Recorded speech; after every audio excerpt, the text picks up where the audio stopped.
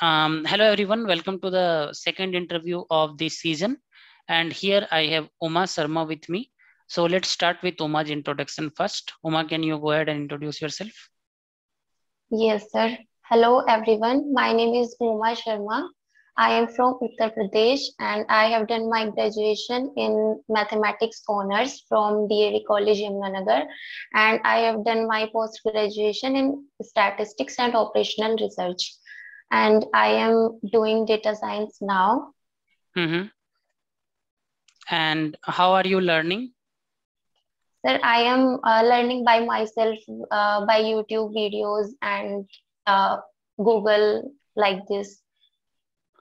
Okay. I didn't join any program. Okay. And are you attending interviews already? Yes, sir. I am trying to get interviews. Okay.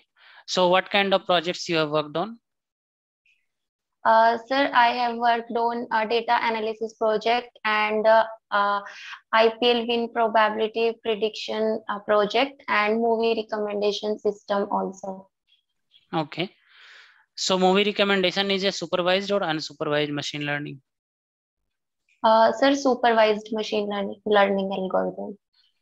Movie recommendation system? Yes, sir. I have used KNN. Okay. You have used KNN in that. Okay. Yes, sir. So can you talk about any of your one project in detail, whichever you are comfortable with? Yes, sir. I would like to talk about IPL win probability prediction project. Sir, first I have took data from Kaggle and then I saw that what I want to predict. In that project, I have to predict that the two teams which are playing, which one is going to win the match. So I have to find it. So I saw that which features are important for prediction of winning. Like if I want to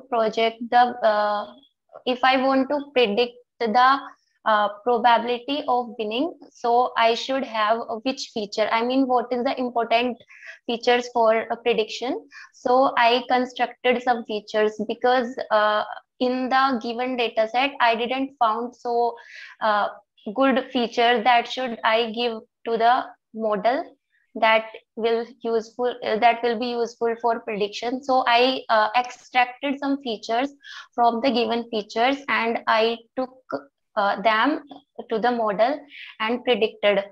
Like I was given balls left, runs left, like this. So I extracted features like runs left, current run rate, and required run rate, and wickets, number of wickets we have, and obviously name of teams and place of where the match is happening. So I extracted some important features which is important to predict the probability of winning of team. And I used a logistic regression there because I wanted to predict the probability of winning. I just don't want to predict the yes or no for the winning. I wanted to predict the probability, so I used logistic regression there. And yes, sir, I found the good results there. Okay. So what is the mathematical foundation of logistic regression? Okay, sir. So logistic regression is a classification algorithm, and it is suitable for linearly separable data. What we do in logistic regression, that in two-dimensional, we try to find a line which separates linearly both the data labels, and in n-dimensional space we trying to find a plane which separates both the labels in a very good way. And in logistic regression, what we try to find is the best plane. So we find out the equation of plane, and we we calculate the distance of that plane from each the point. Like we have n-dimensional space and we have a plane randomly. Then what we will do in step 1, we will calculate the distance from every point, and in second step what we do, for positive points we give +1, and for negatives we give -1. And if the point is correctly classified, the distance is positive, and if it is not correctly classified, the multiplication of the distance and the point which is given -1 or 1 is negative. So we try to find the sum of that distances. So in logistic regression, we try to reduce the distance. Like the more the distance. Am I audible? Yes, yes, you are audible. Yes, sir. Sir, where should I proceed? I mean, no, what I'm thinking is, can you explain me in a kind of board or with a marker? But here in Zoom, I'm not sure if you know how to do it. You know how to do it in Zoom? No, sir. Because in Zoom you can present a whiteboard. I will show you something like this. You can do in Zoom. I will just show you. Okay. Okay, sir. Something like this you can do. For example, you are explaining me logistic regression. So Yes, you can tell me like this. So this will be 1, this will be 0. You are talking about a plane. You can draw a plane like this. Do you know what is the meaning of multicollinearity problem? Yes, sir. What is that? Sir,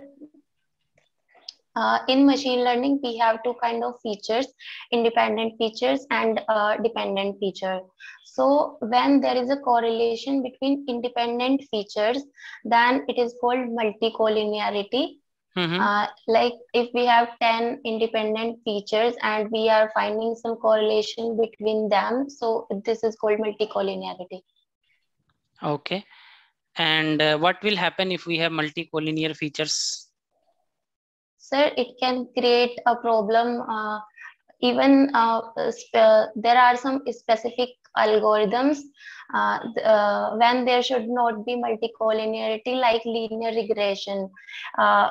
We know the equation of linear regression for two features: y equals to m1 x1 plus m2 x2 plus array term. So if there is multicollinearity between x1 and x2, so what will happen, that the information x1 is giving about y, the same information or some amount of information x2 will also give, because they are interly correlated. Like if you take an example of, like we have dependent variable sales and independent variable advertisement on TV, and first independent feature advertisement of TV, second feature advertisement of on mobile apps, and the third column advertisement on social media.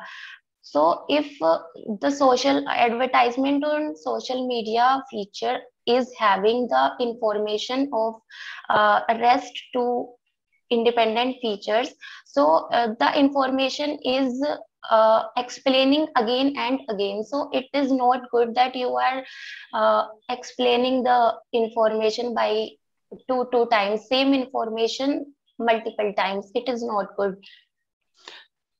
So so I understood your answer is right, but what will happen if I give the duplicate information? Then what may happen 2 times? Sir, results will be not good, because first problem is that model is not so interpretable. It is interpretability is wrong, and second is I don't think so that the predicted results will be good, because you are giving the information 2 times and the information is same. Okay. So do you know what are the different ways to work with outliers? Yes, sir. What are the different Sir, ways? yes, sir. Sir, outlier is that value that is very, very different from rest of the values. So if your data is normally distributed, so what you can do is you can just use 3 sigma rule. Like Mm-hmm. there is a bell curve, and 68% of data lies between first x minus sigma and x plus sigma first variance. What you can in first technique of removing outliers, you can remove the outliers which is ranging out of x plus minus 3 sigma. And if your data is skewed, like it is left skewed or right skewed, you can use interquartile range method, and you can use percentile method also. That depends on you. Okay, so you spoke about normal distribution. Can you tell me what is that? Yes, sir. Sir, normal distribution is, it is named, it has another name, Gaussian distribution as well. This is a normal bell-shaped curve distribution, probability distribution that has mean mu and variance sigma square. In the normal world, real life world, most of the things follow normal distribution, like height of people and so many things. So normal distribution is very important because this is related to our normal life so much. What is the difference between normal distribution and standard normal distribution? Sir, in standard normal distribution, what we do, we subtract the mean of the distribution from each point Mm-hmm. and divide that by standard deviation. So for standard normal distribution, mean is 0 and variance is 1. And there are some benefits of standard normal distribution, like you can you can make comparison of two distributions because you are going to have same mean and variance of those distribution. What are some of the other distributions you know? Sir, binomial distribution and geometric distribution, Binomial distribution. Poisson distribution. What is the formula for binomial? Sir, NCX p to the power x and q to the power n minus x, where n is the number of trials and x is the number of successes. Okay. Can you explain me in simple words what is confidence intervals? Confidence intervals. Yes, sir.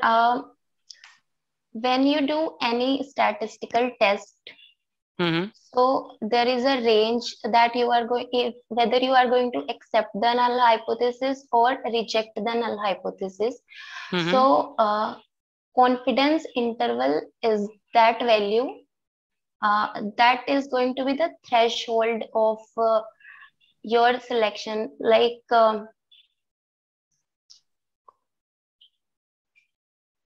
yes, sir, something like this. Okay. You are not able to formulate the answer properly.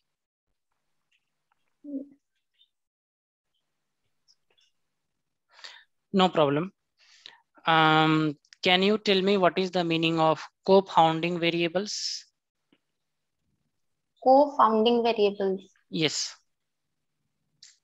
So no, sir, I didn't hear this word co-founding. Okay, not a problem. What are different types of bias you are aware of? Sir, types of bias. Yeah. Sir, this is like variance and mean, absolute error. No. I'm saying different types of bias. Bias in the data. Model is biased, sometimes we say, right? Or Yes, selection. sir. In sampling, you say selection bias. What are different types of bias? Okay, do you know what are different types of sampling techniques? Yes, sir. There is simple random sampling, stratified random sampling, and random sampling, these kind of techniques. Systematic sampling. Yes, sir. Do you know what is that? Yes, sir. In stratified random sampling, what we do, we just uh, try to see the same homogeneous group, and we just collect the homogeneous groups of the population and make a sample from the population. Okay. So what kind of scenarios we will use this kind of sampling? Sir, stratified sampling can be used like you want to choose the representative of sample. Like there are different kind of uh, clusters in your population. So you want to choose each representative of the population. So you stratified. You use stratas from the population and make a sample so that this could be a good representative of population. Of population. Okay. What are some of the difference between Z-test and t-test? So t-test is used for comparing or mean of two groups. Like if there are two columns, one is categorical columns in which you have only two categories, like male and female, and another one is continuous variable. So you can find out that is there any relation between male marks and female marks or something like that. So if you want to see the relation between categorical variable, which there is only two categories, and continuous variable, so you use t-test. And in z-test, it is also similar like this. I am not able to differentiate it properly. Okay. So how much would you rate yourself in Python skills out of 10? 10 being maximum. Yes, sir, 6 or 7. Okay. So can we do some hands-on assignments? Yes, sir. Okay. You can just share your screen once.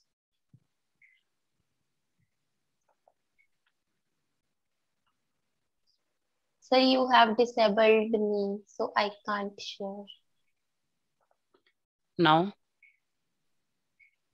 Yes, sir.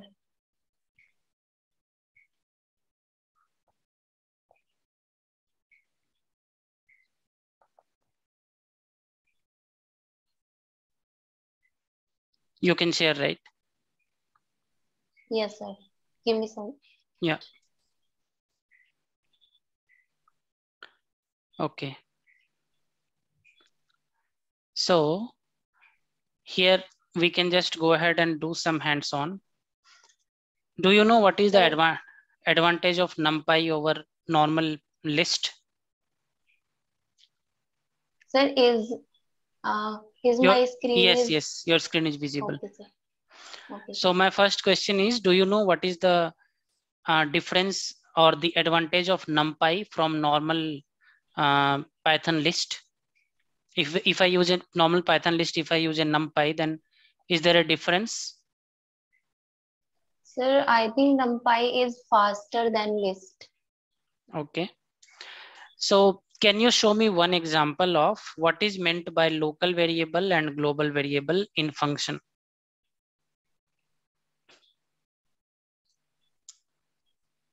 So local variable is we define within the variable within the function, and global variable is that we define outside the function. One simple example, can you show me?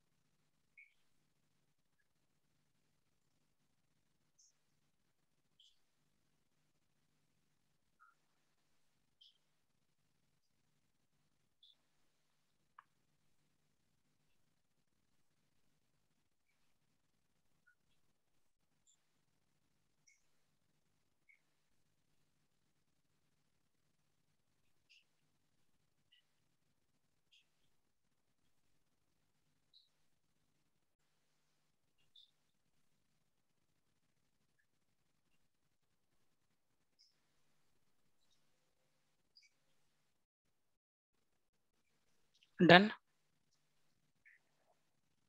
Sir, as you can see, I am not able to differentiate between local and global variable. No, this is fine. You are trying, right? So what is your R and what is your A that you have to see? So R is inside your function, right? Yes, sir. And A is outside of your function. Yes, So sir. you have written it correctly. That is how it should be. Okay. Okay, So sir. have you worked on object-oriented Python or just the normal Python like this? Sir, normal Python. Okay. So do you know some basics of object-oriented Python? Some basics at least? No, sir. I didn't. Okay. So can you do a simple task here? Write a Python code snippet which will take a name as input. You have to use the input. Have you used input before? Yes, sir. So take a name as input and say Okay. hello that name as output. Okay, sir. So I have to create a function which will take input as a name. Not a function. The input Okay. command. Have you used input command? Yes. Yes, sir. Hello and name. Yeah.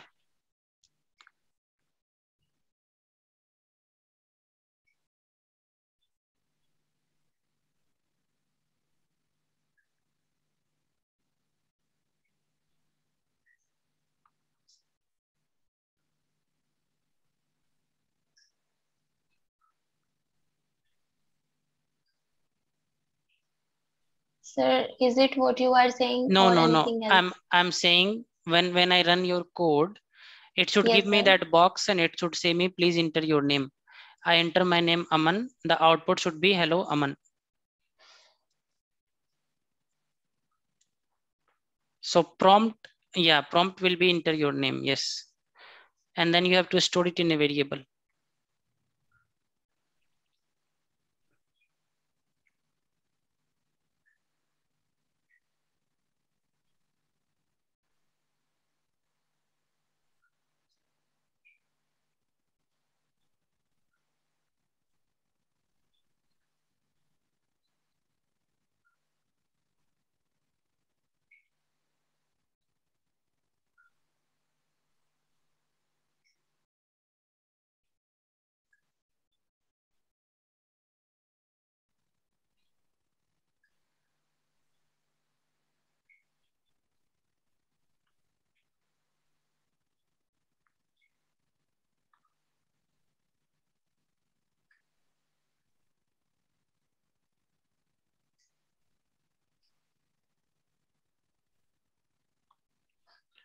Do you know how to add hello in front of that?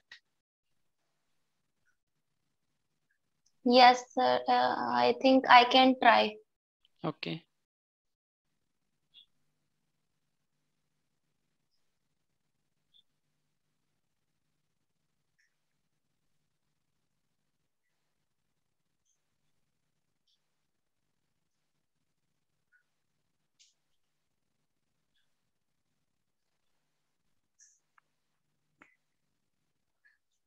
Is it Yeah, okay, sir? it can be formatted better, but this is fine.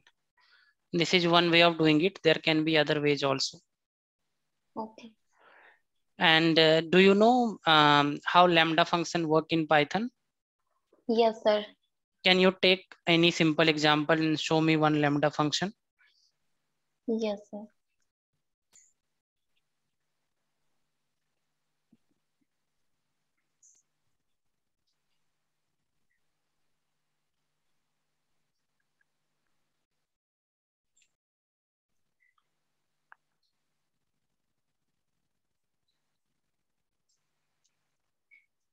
How this Lambda function can be used with a list? Suppose I want to apply some function on all the elements of a list. Okay. So how can I use Lambda there? Sir, can you repeat the question? So there is a list of numbers or words or anything. I want Okay. to apply a Lambda function on all the elements of that list. Sir, we can do this by apply function. Yeah, try once how that works. No need of four no?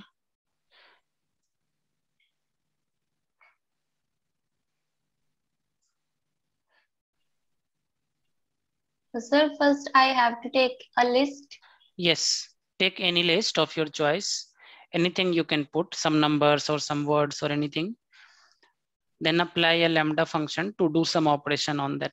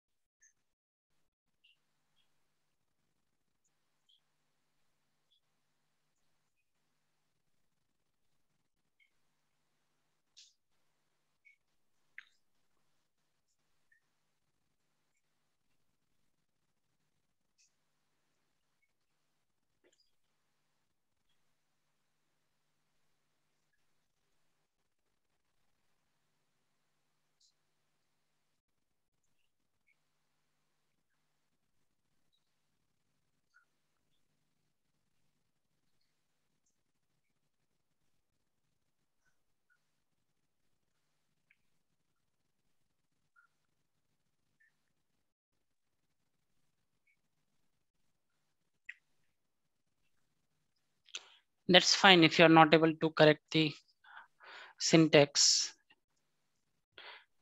So you can use lambda here also, not a problem. Do you know how to create a pickle object from the list, this list that you are having? No, sir.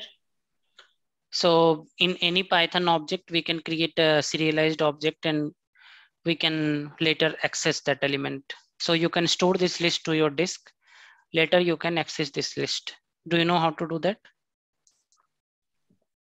Yes, sir. I think like this.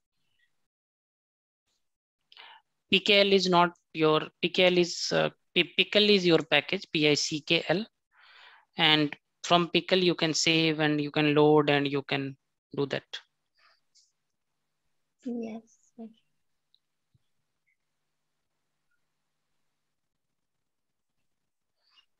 No, Pickle is not a function. Pickl dot. Then you say tab, it will give you options. L dot pickle. Then say a dot and then press tab. Sir, it's not working. No, tab will give you options. Na? No.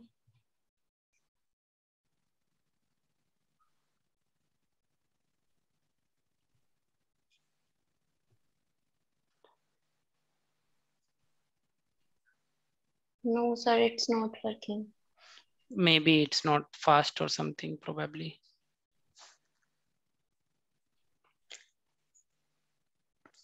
Okay, not a problem. So you can stop sharing the Python. No.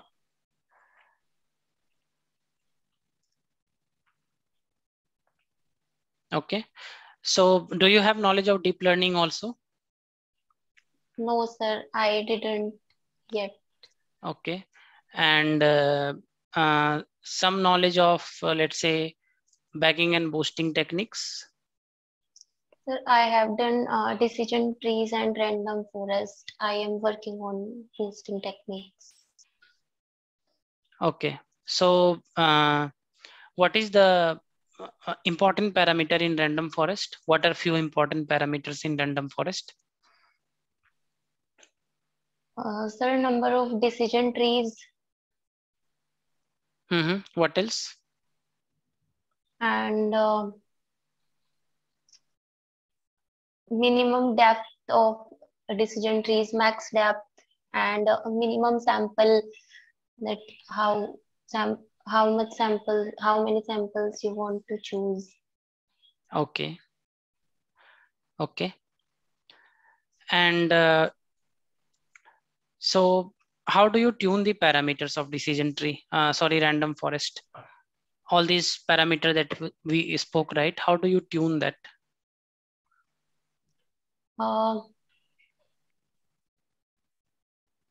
Sir, first we will see the size of our data set, and then we will decide. No, seeing size means if there are 10,000 records in your data, then how do you decide how to tune the model? Sir, we can use some technique, grid search CV. So what happens in grid search CV? Sir, the parameters which are present in random forest, we give different values to them, and we try to find out the accuracy of the model, that how model is performing for the different values of those hyperparameters, and those parameters, those give the best accuracy. We will choose those values for the parameters. Okay. Are you aware of the concept of model retraining? Model retraining? Yeah, model retraining or model periodic training or model maintenance, these kind of things, do you know?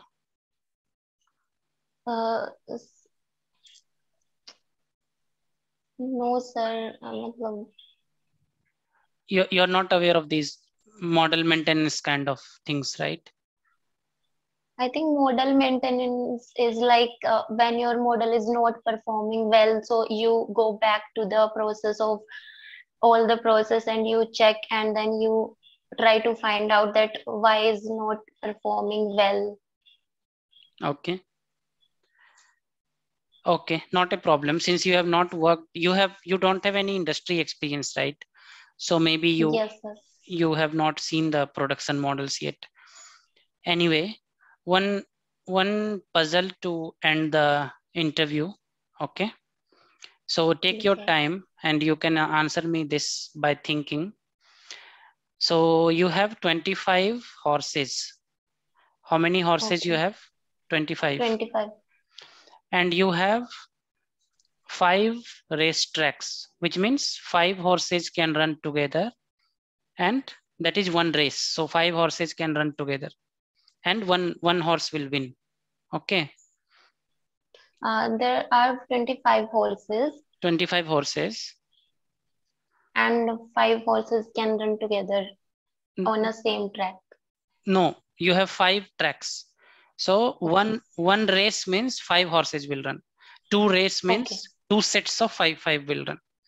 Your job is to find the fastest 3 horses. Fastest 3 horses.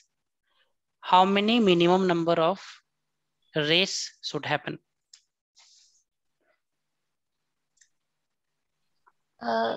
Sir, I didn't get the question. Please, can you repeat it once again? You have 25 horses. Your job is to find top 3 horses in terms of running speed. Okay. Got up to here? How will you calculate which horse is fastest? Obviously, horse need to run. So in one race, you can use 5 horses. So how many races you need to conduct?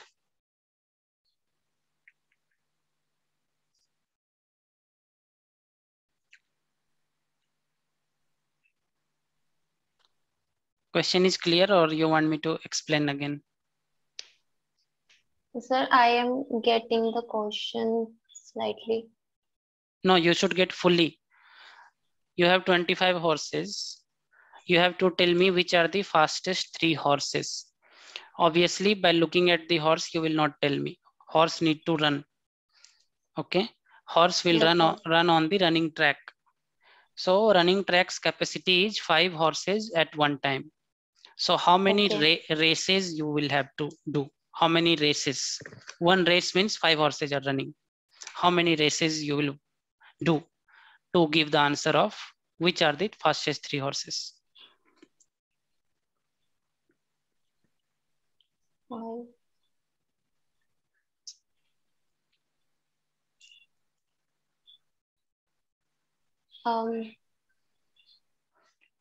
This is a logical question. You can think logically and tell me like what will be the approach.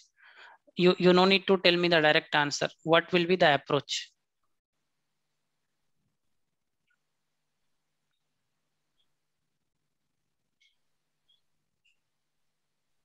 Sir, we can create groups of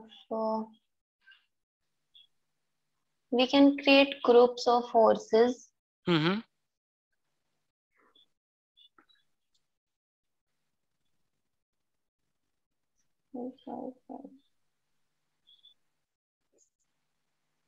Yes, groups will be created. 5, 5, 5. Let's say 5 groups you created and 5 races, right? Yes, from each race you have one fastest horse. Correct? Yes, sir. And then we get 5 horses again. Top 5 you are saying from each group. Yes, sir. So you make a race of top 5 and then you get the fastest among them all. So that is your number 1 horse. Yes, sir. So now we have done 6 races. Correct? And then we can do it again to find out the second horse. Again with whom? Rest of the horses. Rest 4 you are saying? No. We can see when 5 horses will run, then we can choose top 3 from them, and we will only choose those 3 horses. One will we will not consider those 2 horses which is behind. So 5 times we will make a race, so 10 horses we will not consider in 10 horses in a second race. So we will took only 15 horses, and from 15 horses we have already top 5 horses. But there is a possibility that all the slow horses are in one group or all the fast horses are in one group. Because in the beginning when you are creating the groups, right, you don't know which is fast and which is slow. So maybe in group 1 the slowest horse is faster than second guy of group 3, but from group 1 you are simply removing those 2 guys who are coming towards the end, right? Yes. So that may not be a right approach. So removal strategy is not working here. Removing thing will not work. Try to think from selecting point of view. So one top guy we selected, one top horse. So next 2 we have to select. That way we have to think. Okay. Yes.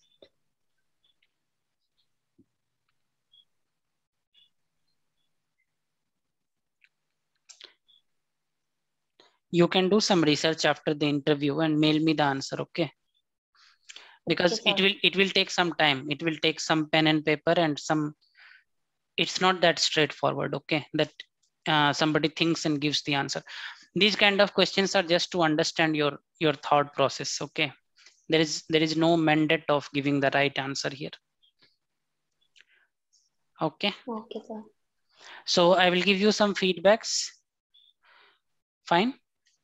Yes, so sir. First of all, I was telling you in offline also, your interview, your resume is looking little college kind of resume. So make that more things has to go in the resume. It is very simple. Okay. That is one. Okay, sir. Second is you have given your Kaggle and GitHub link in the resume, which is good. We should give that. Try to add all your projects systematically in Kaggle and GitHub, both the places. Okay, sir. Okay. And try to do some non-common projects. Non-common means something which is not done by many people, right? I mean, if somebody looks at your resume, they should feel happy that some new project they are listening or they are seeing, like that. Otherwise, all the candidates will come and tell the same story. There is no thrill or no fun in that, right? Same story. Everybody will say Titanic data set, so there is nothing to hear in that. And from the technical knowledge point of view, I see you are good in maths, which is your background also. That is the reason I was asking a lot of questions on maths and stats area. So that area you have more command on, which is good. Python, you need to improve a little bit, because the way you are naming variables, the way you are writing return statement parallel to the definition of function, these kind of things tell that you are not too hands-on in Python. Okay. So maybe you need to be a little more hands-on in Python. Okay, sir. And machine learning concepts, if you are using machine learning in project and you are knowing that, that's good. But even if you are not worked on some machine learning, for example, if somebody asks you neural network, right? Don't say that you don't know. Just say that you have high level understanding of what is that, but you have not got an opportunity to work on that. So you have to answer in that way, like you are a person who is willing to learn, but you did not get a chance to work on that way. So yes, you can say that I have not got an opportunity to learn on that. However, work on that. However, I'm learning and I know high level what are these things. Okay. Okay, sir. And this puzzle and all is just to check which direction you are thinking, right? If somebody asks me also, I may not be able to answer the same puzzle now, just to see how candidate is thinking. Okay. So after this call also, you can go and just do little thinking on what will be. Anyway, on the internet, you will get the answer. That's a famous puzzle. Okay. But first we should try. You can also try and see if your answer matches. Yes, sir. Sir, give me some tips that that will be good for understanding. I mean, what should I do to be a good data analyst or scientist? So you have to do more hands-on. So nowadays it all depends on Python coding, Python, how good you are with coding, programming, how well you understand your data. So get your hands more dirty with the codes and understanding of data, those things, right? Okay, sir. Different domains exposure you should take. For example, in Kaggle also you can take data for some advertisement industry or media industry or some energy sector, some different sectors. I mean, that way you will get more exposure to various flavors of data.